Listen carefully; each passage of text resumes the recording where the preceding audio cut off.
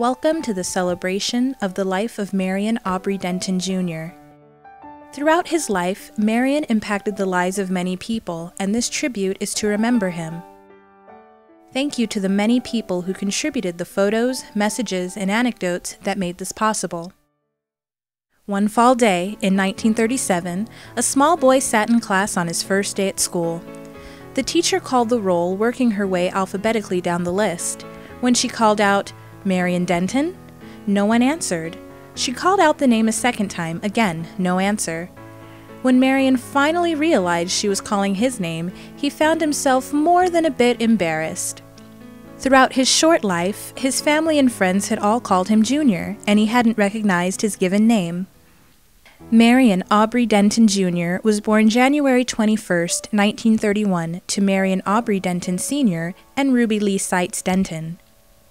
The Dentons were Kentucky tobacco farmers, and when Marion was born, he joined the family of three older siblings, Thomas, James Ray, and Mary Ida. James Ray did not survive infancy. However, when they came along, Marion, his brother Thomas, and sister Mary Ida welcomed into the family their new younger sisters Ruth and Anne. Tragically, in 1942, Marion's mother Ruby died, leaving her husband with a brood of 5 children ages 3 to 17. Family and friends encouraged Aubrey to let others take in the kids, but he was determined to keep the family together. Raising a family on a rural farm in Kentucky was difficult, and Marion worked hard to help out in any way he could. When he was a teenager, the high school was moved to town, and Marion, along with the other rural kids that lived nearby, found it difficult to get to school. Without a second thought, he dropped out of high school to help his dad and family by working on the farm full-time. Not to abandon his education, Marion obtained a GED diploma on his own.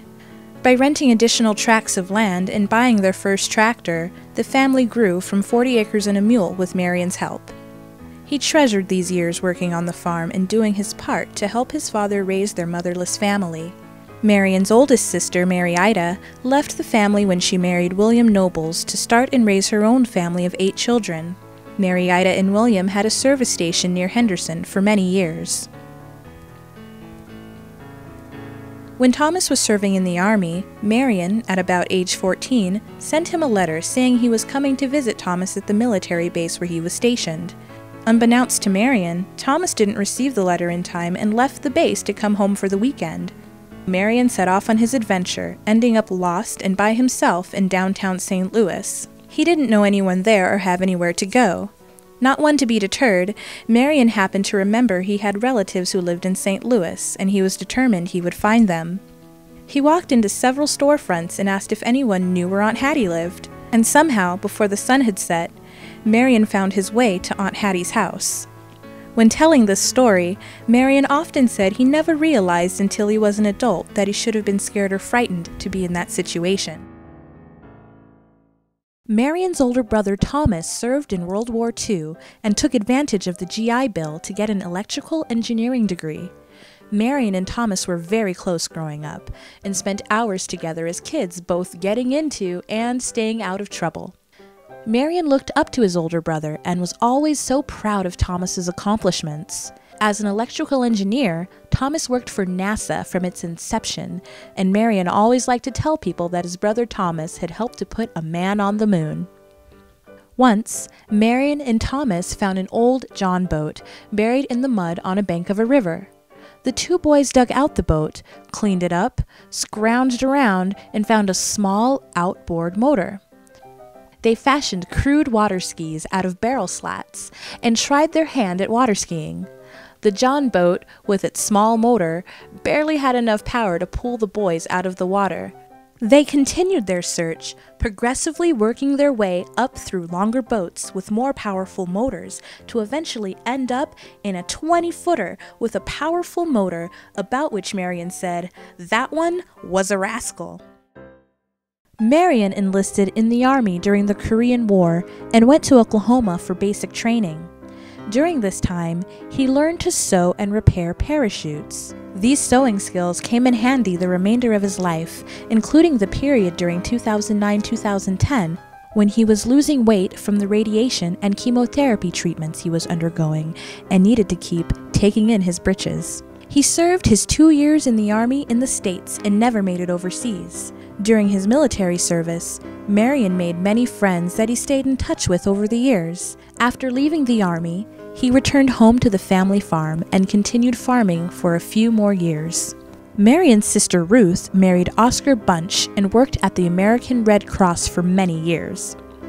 When he finally left the farm, Marion got a job working on a boat towing barges up and down the Mississippi River. He often said that he never ate so well or saved so much money as when he was working on the towboat. Throughout his entire life, Marion always loved water and boating. After leaving his job on the towboat, Marion moved to Washington, D.C. to take a job working on compressors. He and his baby sister Anne, who worked as a civilian for the Navy at the Pentagon during this period, lived together in Tacoma Park, Maryland. Marion was always close with his brother Thomas and sisters Mary Ida, Ruth, and Anne. In 1966, Marion was on a service call at a florist in a slightly shady part of town that overlooked the Potomac River. He noticed a woman standing next to the river who looked a little lost. Marion walked over, introduced himself, and offered assistance. The woman turned out to be Josefina Monroy, who was indeed lost and spoke very broken English. Josefina had come to Washington, D.C. from Mexico and was attending Georgetown University pursuing a degree in chemistry. Marion offered Josefina a ride home, and they soon began dating. Marion's family knew it was serious because it was the first girlfriend he had ever brought home to meet the family. Marion and Josefina married December 25, 1966, in Henderson, Kentucky.